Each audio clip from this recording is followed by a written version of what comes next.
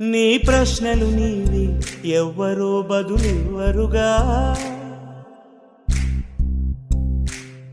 నీ చిక్కులు నీవి ఎవ్వరూ విడిపించరుగా. ఏ గాలో నిన్ను తరుముతుంటే అల్లరిగా, ఆగాలో లేదు తెలియదంటే చెల్లదుగా. పొరబాటున చేజారిన తరుణం తిరిగొస్తుందా, ప్రతి పూటొక పుటలా తన పాఠం వివరిస్తుందా. మన కోసమే తనలో తను రగిలే రవి తపనంతా, కనుమూసిన తరువాతనే పెను చీకటి చెబుతుందా. కడతేరని పయనాలెన్ని, పడదోసిన ప్రణయాలెన్ని అని తిరగే ఛాయా చరిత పుటలు, వెను చూడక ఉరికే కథలు. వేణును చూడటానికి, అతడి యొక్క ఆస్తిపాస్తుల్ని చూడటానికి అక్క చెప్పిన సంబంధం వాళ్ళు వచ్చారు. వారితో మాట్లాడటం అయిపోయాక లక్ష్మారెడ్డి బావ వాళ్ళకి వేణు గురించి చాలా గొప్పగా చెప్తాడు. వేణు వాళ్లకు బాగా నచ్చాడు. అతడి యొక్క ఆస్తిపాస్తులు కూడా బాగా నచ్చి వాళ్ళ అమ్మాయిని ఇవ్వడానికి ఒప్పుకున్నారు. తర్వాత అందరూ విప్పారిన నేత్రాలతో చూస్తున్నారు. కొన్ని కళ్ళు అగ్నిగోళాలై మండుతున్నాయి, మరికొన్ని కళ్ళు వెట్టకారంగా నవ్వుకుంటున్నాయి, ఇంకొన్ని అమాయకంగా ఆశీర్వదిస్తున్నాయి, మరికొన్ని నేత్రాలు నిస్సహాయంగా కన్నీళ్లు పెడుతున్నాయి, మరికొన్ని భంగపడతావు సుమా అని హెచ్చరిస్తున్నాయి. సూర్యుడు అస్తమించాడు. చీకట్లు క్రమంగా వ్యాపిస్తున్నాయి. బంగ్లాపై గదిలో వేణు మనసులో అంతులేని చీకట్లు. బాహ్య చీకటిని తొలగించాలంటే దీపాలను వెలిగించాలి. హృదయ కుహరంలోని చీకటిని పోగొట్టాలంటే ధైర్యం అనే దివ్వెను వెలిగించాలి. వెంటనే వేణు చెల్లాయి పావనిని పిలిచి హనుమంతన్నను రమ్మని చెప్పాడు. మస్క చీకట్లలో వేణు మస్క బారిన ఆలోచనలు సాగుతున్నాయి. హనుమంతయ్య వచ్చాడు. వేణు తన ఎదను దిటవు చేసుకొని ధైర్యాన్ని కూడగట్టుకొని, హనుమంతన్న, నాకు ఈ రెడ్డికుల సంబంధం ఇష్టం లేదు, సాధనను తప్ప మరెవరిని పెళ్లి చేసుకోను అని క్లుప్తంగా ఖచ్చితంగా చెప్పాడు వేణు. అతని దృఢత్వానికి హనుమంతయ్య కదిలిపోయాడు. కానీ అపరిచితులు ఉన్నందువలన వాదించుకోవడం సరైనది కాదని, అలాగైతే రేపు బావతో మాట్లాడతానని చెప్పి వెళ్ళిపోయాడు. వేణు మనసు కొంత కుదుట పడింది. రేపు బావతో ఎట్లా మాట్లాడాలో అభ్యాసం చేసుకున్నాడు. ఆ గండం గడిస్తే చాలును అనుకున్నాడు. 18 ఏళ్ల వయసు గల తన కోరికకు వ్యతిరేకంగా బావ ప్రవర్తింపరని వేణు గాఢమైన నమ్మకం. ఒకవేళ కాదన్నా దృఢంగా ఎదిరించాలని వేణు నిర్ణయించుకున్నాడు. రాత్రి 10 గంటలు దాటింది. తల్లి సరళమ్మ, పిల్లలు, అపరిచితులు నిద్రపోయారు. వేణు బంగ్లా కింద తమ్ముళ్ళ పక్కన పడుకున్నాడు. హనుమంతయ్య, పెద్దక్క, వనజ, బావ లక్ష్మారెడ్డి బయటి భవంతి వరండాలో కూర్చొని మాట్లాడుకుంటున్నారు. వేణుకు నిద్ర పట్టడం లేదు. నిశ్శబ్దంలో వారి మాటలు వినిపిస్తున్నాయి. అతనికి ఆసక్తి పెరిగింది. తన దృష్టినంతా వినికిడిపై కేంద్రీకరించాడు. మన ఇంటి పరిస్థితులు ఇప్పటికే బాగా లేవు. పెద్దవారైన మగవారు లేని కుటుంబంలో ఎన్ని సమస్యలు వస్తున్నాయో మనకు తెలుసు. ఇప్పటికే సగం మంది మన ఇంటికి రావటం మానేశారు. అత్తమ్మ కోపం వల్ల కావచ్చు, పార్వతమ్మ దూషణ వల్ల కావచ్చు, మరి ఇతర కారణాల వల్ల కావచ్చు, మనకు సహాయ సహకారాలు, సానుభూతిని అందించేవారు కరువయ్యారు. వేణుకు చూపులేదు. అందువల్ల బయటకు పోయి అందరితో తిరగలేడు. రెండవ వాడు వయసులో చిన్నవాడు. అత్తమ్మ స్త్రీ కావడం వల్ల ఏమీ చేయలేదు. మనం ఇక్కడ ఉండేవాళ్ళం కాదు. ఈ సమయంలో కొత్త సమస్యలు తెచ్చుకోవడం మంచిది కాదని నా అభిప్రాయం. కులాంతర వివాహం వలన ఎన్ని కష్టాలు కలుగుతాయో మనకు తెలుసు. ఈ ఊళ్ళో కానీ బంధువుల్లో కానీ ఇప్పుడున్న ఆదరాభిమానాలు కూడా ఉండవు. వేరే కులం అమ్మాయి చేసిన భోజనం కూడా తినని వారు ఎందరో ఉన్నారు. వారికి సమాధానం చెప్పలేం. వారితో పని లేదనుకునే స్థైర్యాలు మనకు లేవు. ఎవరేమనుకున్నా కాదని స్వతంత్రంగా మన కాళ్లపై మనం నిలబడే స్థితికి మనం ఇంకా రాలేదు. మనకు సంఘంతో, బంధువులతో మున్ముందు అనేక పనులుంటాయి కనుక వాటిని విస్మరించలేం. అందులో సాధన తండ్రి నరహరిరావు గుణగణాలు మన ఊర్లో వారందరికీ తెలుసు. సాధన తల్లి సావిత్రమ్మ ఎవరో, ఆమె ఏ పరిస్థితిలో నరహరిని వివాహమాడిందో సంఘానికి తెలుసు. ఒక్క సాధన విషయంలో నాకేమీ తెలియదు. అమ్మాయి మంచిదని అందరూ అంటున్నారు. కుటుంబం అంటే వ్యక్తి ప్రయోజనం కాదు, సమిష్టి బాధ్యత. కష్ట నష్టాలు, పరువు ప్రతిష్టలు, సుఖదుఖాలు అన్నీ అందరూ పంచుకోవాలి. దీనికి ఎవరైనా విఘాతం కలిగిస్తే కుటుంబ భవిష్యత్తు విచ్ఛిన్నమై కలతలకు నిలయమవుతుంది. కుటుంబ బాధ్యతను స్వీకరించిన నేను దీన్ని సహించలేను. పిల్లలు పెద్దవారయ్యే వరకు ఈ కుటుంబం మంచి చెడులను పరిశీలించి కాపాడవలసిన ధర్మం నాపై ఉంది. ఈ గ్రామస్తుల బంధువుల ఉద్దేశాలకు విరుద్ధంగా ఈ నిర్ణయం తీసుకోలేను. ఈ పెళ్ళి చివరిది కాదు, ఇది తరానికే ఆరంభం. దీనివల్ల కుటుంబానికి గౌరవం పెరగాలి, మంచి పేరు రావాలి. ఇంతవరకు ఇంట్లో కోడలు వచ్చే ఆచారం లేదు. 2 తరాల నుండి ఇల్లరికమే కొనసాగుతున్నది. అందువలన కోడలుగా వచ్చే అమ్మాయి భవిష్యత్తుకు మంచి దారి చూపాలి. కులాంతర వివాహం వలన మన ఆచారాలకు ఆటంకం కలగవచ్చు. మున్ముందు పరిష్కరింపరాని సమస్యలు తలెత్తవచ్చు. అందరూ మన కుటుంబాన్ని వేలెత్తి చూపి కులభ్రష్టుడని ఉదాహరణగా చెప్పుకోవచ్చు. మనకు రెడ్డి కుల సంబంధం తలవని తలంపుగా వచ్చిన అదృష్టం. వాళ్ళు పేదవాళ్ళని తెలిసింది. అందువలన అమ్మాయి మనతో సులభంగా కలిసిపోతుందని నా నమ్మకం. వేణును కూడా అర్థం చేసుకొని మెలుగుతూ ఉత్తమ జీవితాన్ని అందిస్తుందనే నా అభిప్రాయం. కష్టాల నుండి వచ్చిన వారు కష్టాలను అనుభవించడంలో బాధపడరు. పైగా వారికై వారు కోరుకొని వచ్చారంటే రాబోయే సమస్యలు కూడా తక్కువే. వారికి వేణు బాగా నచ్చాడని చెప్పడం వలన చాలా సంతోషంగా ఉంది. ఈ సదవకాశాన్ని మనం సహృదయంతో స్వీకరించాలి. మనకు అన్ని విధాలా ఈ సంబంధం మంచిదని నా ఉద్దేశం. ఈ కుటుంబం చల్లగా 100 ఏళ్లు వర్ధిల్లాలని, ఏ కలతలు కష్టాలు లేకుండా సాగిపోవాలన్నది నా ఆకాంక్ష. వేణుకు చూపు కరువైన మంచి తెలివితేటలు, ఆలోచింపగల సమర్థతలున్నాయి. దానికి తోడు మన కులానికి చెందిన అమ్మాయి అయితే వాడి జీవితం నిత్య కళ్యాణం పచ్చతోరణం అవుతుంది. అందుకు మీరు కూడా మీ అభిప్రాయాలు చెప్తే మంచిది. అందరం కలిసి ఈ శుభకార్యాన్ని జరిపి ఇంటి గౌరవాన్ని నిలుపుదాం, మామగారి ఆశయాలను నెరవేరుద్దాం అని సుదీర్ఘంగా తన భావాలను, ఇంటి స్థితిగతులను జోడిస్తూ తన నిర్ణయాన్ని అక్క వనజ శ్రేయోభిలాషి హనుమంతయ్యతో చెప్పాడు బావ లక్ష్మారెడ్డి. నిద్ర పట్టని వేణుకు ఆ మాటలు పిడుగుల ప్రతిధ్వనులై వినిపిస్తున్నాయి. కోపం కట్టలు తెంచుకొని పొరలి వస్తుంది. వెంటనే వాళ్ళ దగ్గరికి పోయి తన అభిప్రాయాన్ని, దృఢమైన నిర్ణయాన్ని చెప్పాలనిపించింది. ఇన్నాళ్ళు తండ్రి వలె, దైవం వలె వేణు మనసులో భావింపబడిన బావ సాధన కొరకు విరబూసిన అందమైన ప్రేమ సుమాలను ధ్వంసం చేసిన రాక్షసుని వలె కనిపించాడు. తన వంటి అల్పునకు, అంధునకు ప్రేయసిని చేరుకునే అదృష్టం, పెద్దలను ఎదిరించే ధైర్యం కలుగుతాయా అనిపించింది వేణుకు. కళ్ళలో నీళ్లు తిరిగాయి. అతనికంతా అనిశ్చింతగా, అగమ్యగోచరంగా ఉంది. కానీ రేపన్నది ఒకటి ప్రతి మనిషికి ఉంటుంది. దాన్ని తనకు అనుకూలంగా మార్చుకోవాలి. ఆత్మవిశ్వాసంతో అడిగేయాలి. వారి మాటలు సాగుతూనే ఉన్నాయి. హనుమంతయ్య కంఠం మాట్లాడుతున్నది. పటేలా, మీరు చెప్పింది నిజమే, కానీ వేణు పరిస్థితులు కూడా ఆలోచించాలి.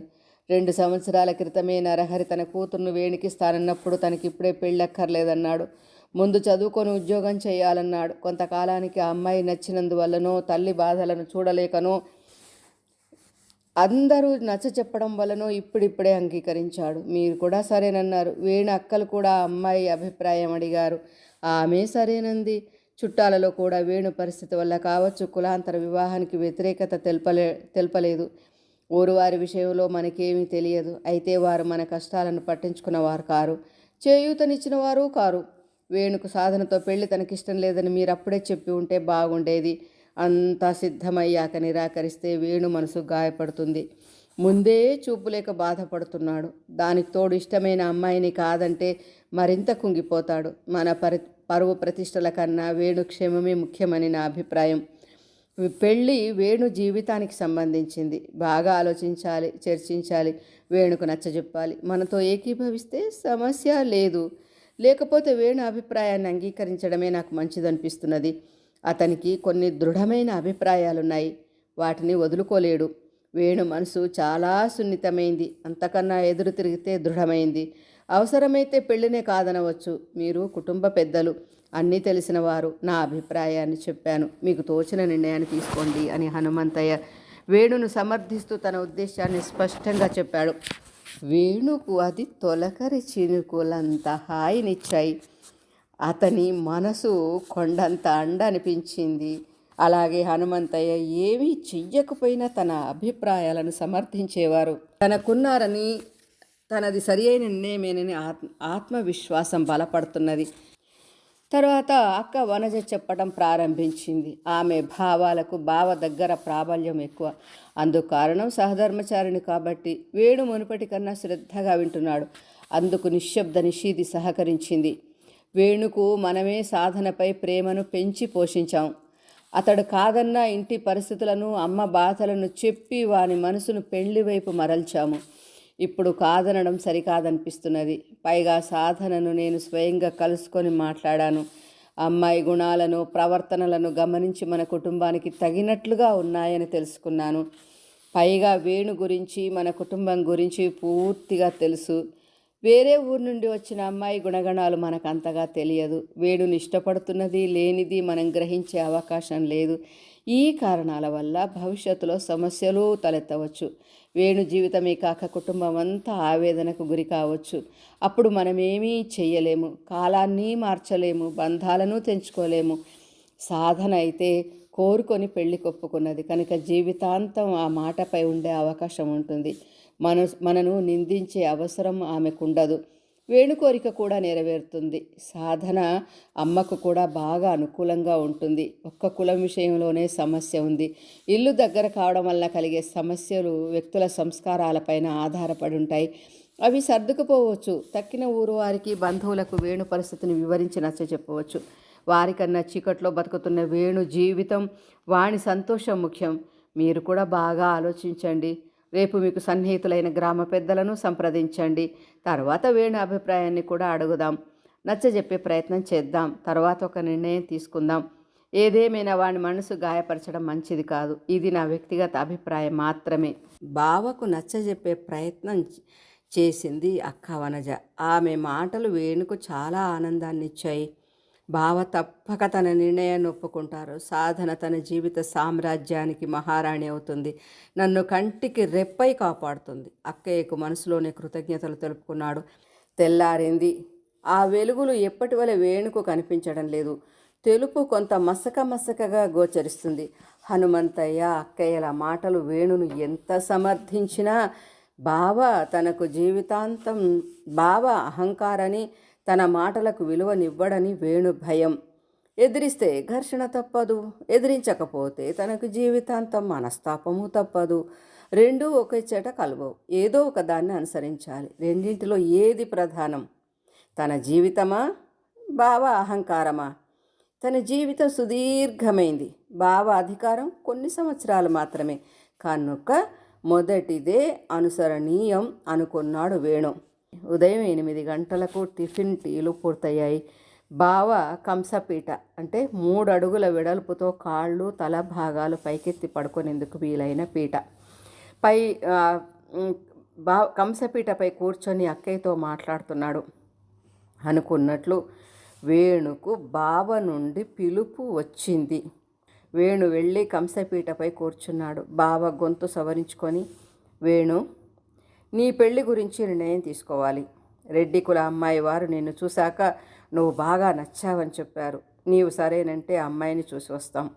ఈ సంబంధం మనకు అన్ని విధాలా మంచిది. లేనిపోని సమస్యలుండవు. అమ్మాయి మనకు నచ్చకపోతే మానేద్దాం. బాగా ఆలోచించుకొని నీ అభిప్రాయం చెప్పు అన్నాడు బావ. అంతా ఆసక్తిగా చూస్తున్నట్లున్నది. మాటలు ఎక్కడా వినిపించడం లేదు. అందరికీ లోపల భయంగా ఉంది. కానీ బావ మాటలు మాత్రం అతి సౌమ్యంగా వినిపించాయి. వేణుకు తనకు అనుకూలంగా ఉంటే ఆయన సౌమ్యుడే, మరి ప్రతికూలంగా మారినప్పుడే ప్రచండుడవుతాడు. వేణు తన మనసులో ఉన్న దాన్ని దాచుకోదలుచుకోలేదు. మెల్లగా చెప్పడం మొదలుపెట్టాడు. బావా, పెళ్ళనేది ఒకనాడు తొందరపాటుతో తీసుకునే నిర్ణయం కాదు. అన్ని కోణాల నుండి పరిశీలించాల్సి ఉంటుంది. నాలాంటి చూపులేని వారి విషయంలో మరీ శ్రద్ధ తీసుకోవాలి. లేకపోతే జీవితాంతం నేను ఆ అమ్మాయి కుమిలి ఏడవలసి వస్తుంది. అందుకని ఇప్పుడు ఆలస్యమైనా పర్వాలేదు. పైగా 4-5 నెలల నుండి సాధన విషయంలో అందరూ ఆసక్తి చూపించారు.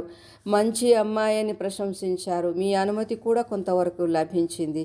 అమ్మాయి పట్ల అందరి కోసం, ముఖ్యంగా అమ్మ బాధను చూడలేక నేను కూడా ఇష్టపడ్డాను. ఆమె మాటల ద్వారా సాధన మనసు తెలుసుకున్నాను. నాకు నచ్చింది. ఆమెను తప్ప మరెవరిని పెళ్లి చేసుకోకూడదని నిర్ణయించుకున్నాను అని తక్కువ మాటలతో తన దృఢమైన నిర్ణయాన్ని వివరించాడు వేణు. బావ ముఖంలో రంగులు మారతాయని తెలుసు. అన్ని వేళలా ఇతరుల కోసం ఆత్మను చంపుకోవడం వేణుకు నచ్చదు.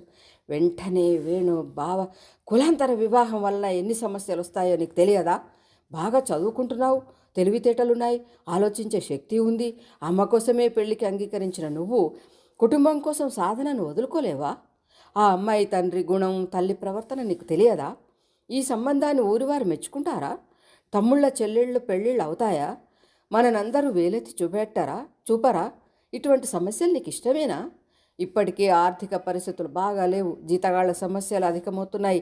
ఈ పరిస్థితిలో కొత్త సమస్యలు తెచ్చుకోవడం నాకు ఇష్టం లేదు అని కొంత కోపాన్ని మేళవించి వేణును తన అధికారపు చర్నాకోలతో నాజూకుగా కొట్టాడు. బావా, సమస్యలు కలిగించాలని నేనెప్పుడూ ప్రయత్నించను కూడా. కానీ ఇది సమస్యల కన్నా ముఖ్యమైన జీవితానికి సంబంధించింది. సమస్యలు పోగొట్టుకోవడానికి నా చదువును, స్నేహితులతో గడిపే నవ్వుల జీవితాన్ని విడిచిపెట్టి 4 గోడల బాధామయ బ్రతుకును కోరుకున్నాను. ఒంటరిగా నేను అనుభవిస్తున్న బాధ మీకు తెలుసా? ఎవరి పనులకు వారు వెళ్ళిపోతారు. చిన్నపిల్లలు స్కూల్కి వెళ్తారు. పగలంతా ఎట్లా ఉంటున్నానో మీకు అర్థం కాదు. మీరెప్పుడు మీ వైపు నుండి ఆలోచిస్తారు, మీ దృష్టి నుండి సమస్యలను పరిశీలిస్తారు. ఎవరైనా ఎప్పుడైనా ఆప్యాయంగా పలకరించారా? నా చదువు గురించి ఆలోచించారా? మాకుండే సమస్యలు మాకున్నాయంటారు. మేము ఎన్నింటిని చూడాలంటారు. అది నిజమే. కానీ ఈరోజు నా సమస్యను నేనే పరిష్కరించుకుంటానంటే కూడా వద్దంటున్నారు. నిజానికి నాకు ఇప్పుడే పెళ్ళి అక్కరలేకపోయినా ఇంటి సమస్యలు కొన్నైనా తీరుతాయన్న ఉద్దేశంతో సమస్యలను నాకు నేనే జటిలం చేసుకుంటున్నాను. ఇది కూడా మీకు నచ్చడం లేదు. సాధన మనకు, ముఖ్యంగా నాకు తెలిసిన అమ్మాయి, నన్ను అర్థం చేసుకుంటుందన్న నమ్మకం ఉన్న అమ్మాయి. రెడ్డికుల అమ్మాయి అభిరుచులు, అలవాట్లు మనకు అసలే తెలియవు. అటువంటి అమ్మాయిపై విశ్వాసం ఎట్లా కుదురుతుంది? జీవితాంతం ఎట్లా భరించాలి? అందువల్ల ఇతరులకు సమస్యలు వస్తాయని నేను సమస్యలు తెచ్చుకోను.